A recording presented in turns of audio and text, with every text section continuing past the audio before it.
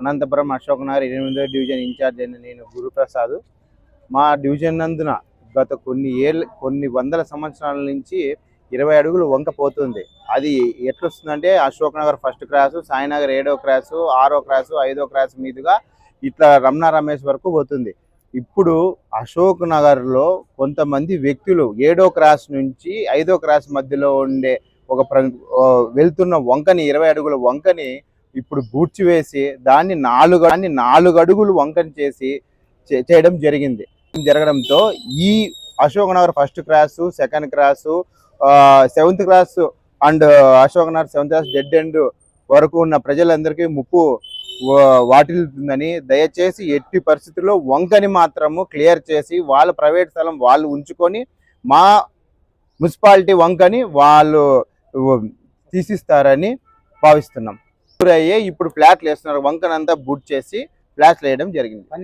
కొంతమంది ప్రైవేట్ వ్యక్తులు 100 కుటుంబాలు నష్టపోతాయి. అధికారులకైతే తెలిపాము, ఇమీడియట్లీ యాక్షన్ తీసుకుంటామని చెప్పారు. అసలు సాయినగర్ లోనే మరో వంక అనే ఒక వంక పోతుంది. ఆ వంకని గత పాలకులు ఏం చేశారంటే లాస్ట్ 19 to 24 మధ్యలో ఒక కాలువను సైడ్ తిప్పుకుంటూ వచ్చారు. వాళ్ళ సైడ్ మధ్యలో ఉన్న కాలువను సైడుకి వాళ్ళ ప్లాట్లు వేసుకోవచ్చు, మాకంతా మధ్యలో ఉంటే కాలువ ఎప్పుడైనా మా భూములకు వాల్యూ ఉండదని సైడ్కు తిప్పుకుంటూ వచ్చారు. ఆ కాలువ సైడ్ తిప్పేసి ఇప్పుడున్న మెయిన్ కాలువ ఎప్పటి నుంచి కొన్ని ఏళ్ళ మేము పుట్టక ముందు నుంచి వెళ్తున్న కాలువని బూట్ చేసి సైడ్కు తిప్పిన కాలువని వాటర్ పోయేలాగా చేస్తున్నారు. అప్పుడు 20 అడుగులు ఉన్న కాలువని వాళ్ళు ప్రైవేట్ వ్యక్తులు ప్రైవేటుగా 10 అడుగుల దూరంలోనే కాలువ వేసుకున్నారు. 4 అడుగుల కాలువ వేసి లాస్ట్ గత ప్రభుత్వంలో వాళ్ళే కార్పొరేటర్లుగా వాళ్ళే ఒక కార్పొరేటర్ మాజీ కార్పొరేటర్ ఆ ఏరియాగా ప్రస్తుతం అంతకుముందు అక్కడ ఉండే కార్పొరేటర్ ఇప్పుడు పక్కన ఉన్నాడు. ఆ కార్పొరేటర్ స్థలం కూడా ఉంది అక్కడ. ఆ స్థలము వేరే వాళ్ళ స్థలం అంతా కలుపుకొని వాళ్ళంతా లాస్ట్ గవర్నమెంట్ పీరియడ్ లోనే ఆ కాలువ వేసి ఇప్పుడు ఆ కాలువ మధ్యలో ఉన్న పాత కాలువను బూట్ చేసి వాళ్ళ ప్లాట్ల వాల్యూ కోసము ప్రజలకు ఇబ్బందులు గురి చేస్తున్నారు.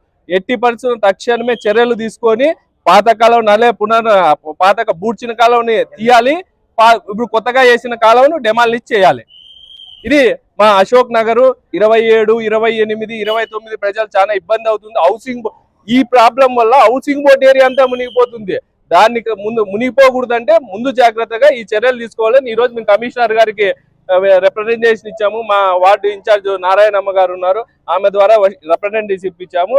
ఖచ్చితంగా కమిషనర్ గారు చర్యలు తీసుకుంటామని చెప్పారు. ఎట్టి పరిస్థితుల్లోనూ ముందున్న కాలువే ఉండాలి కానీ వాళ్ళు ప్రైవేట్ వ్యక్తులు వేసుకున్న కాలువలోకి తిప్పకూడదని మా ఉద్దేశం. కాలువ 4 అడుగులు చేసినారు, అది ఇట్లా ఉన్నింది, చాలా సైడ్కి తిప్పినారు. ఇప్పుడు మాకు అంతా ఒక 200 ఇండ్లకు చాలా ఇబ్బంది అయిపోతుంది, ముప్పు వచ్చేస్తుంది. అదేదో మీరే దయచేసి ఏదన్నా చేయండి. మునిగిపోతారు, ఆ ఎలగనేలకాడ వంక వస్తే కష్టమవుతుంది, చచ్చిపోయే కూడా అవకాశం ఉంటుంది. అదొకటి మీరు దయచేసి ఏమన్నా చేయండి. ఇప్పుడే ముందు నుంచి వేసినారు, అది చేస్తున్నారు. ఇప్పుడు కూడా ఇదంతా తీసేసి కాలువ మాకు బాగా నీట్ గా చేయలే, ముందు ఎట్లుందో అట్లే చేయాల వంక. అది 20 అడుగుల వంక, ఇప్పుడు 4 అడుగులు పక్కకి తిప్పేసినారు. ఆ నీళ్లు పోయేకి అవకాశం లేదు. మీరు బండారు కుల్లాయప్ప, నేను ఎంహెచ్పిఎస్ జిల్లా వర్కింగ్ ప్రెసిడెంట్.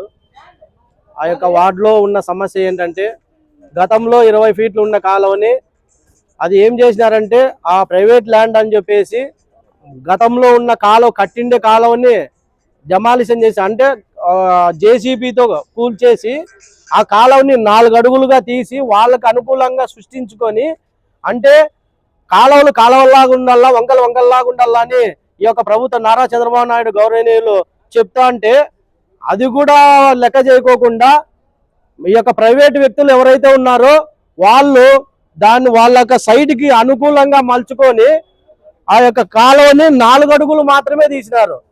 ఏ కాలువ అయితే ఉందో ముందు ఆ కాలువని మళ్ళీ రీఓపెన్ చేసి వాళ్ళకి న్యాయం చేయాల్సిందిగా కోరుకుంటూ జై భీమ్.